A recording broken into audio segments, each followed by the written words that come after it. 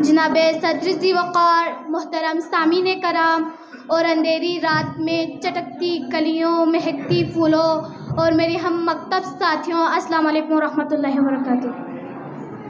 عنوان کلام ہے تکریم اساتذہ۔ یہ میرے لیے اعزاز کی بات ہے کہ میں اپنے پیارے اساتذہ کے بارے میں اس خاص موقع پر صرف ان کے لیے بات کروں جنہوں نے مجھے حوصلہ افزائی کی، سپورٹ کی اور مجھے اپنا بچہ سمجھا۔ جناب صدر، گویا استاد، معلم یا مدرس کی تعریف اگر ان الفاظ میں کی جائے تو بے جا نہ ہوگا کہ استاد لوہے کو تپا کر کندن بنا دیتا ہے، پتھر کو تراش کر ہیرا بناتا ہے، بنجر زمین کو کھلیان بناتا ہے۔ اگر آسان الفاظ میں کہا جائے کہ استاد جب کچھ کرنے کی ٹھان لیتا ہے تو پوری دنیا کو اپنی انگلی پر انگلی کا غلام بنا کر جینے کا نیا ڈھنگ سکھاتا ہے۔ عالی وقار استاد معمار بھی ہے، لوہار بھی ہے، کسان بھی ہے۔ ذی وقار استاد واجب الاحترام اور لائق تعظیم بھی ہے۔ کسی شاعر نے کیا خوب کہا ہے، دیکھا نہ کوہ کن کوئی فرہاد کے بغیر، دیکھا نہ کوہ کن کوئی فرہاد کے بغیر، آتا نہیں ہے فن کوئی استاد کے بغیر۔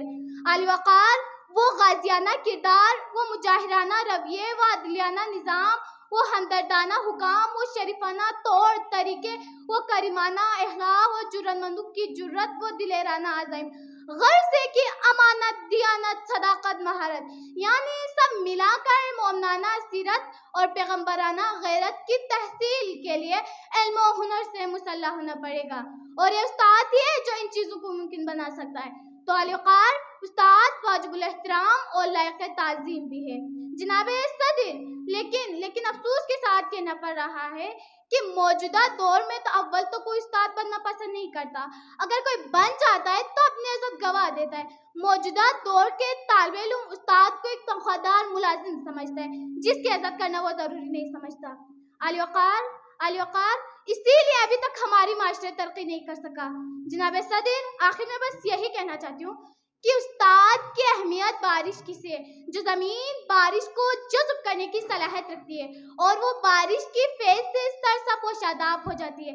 اسلام زندہ باد، پاکستان پائندہ و سر۔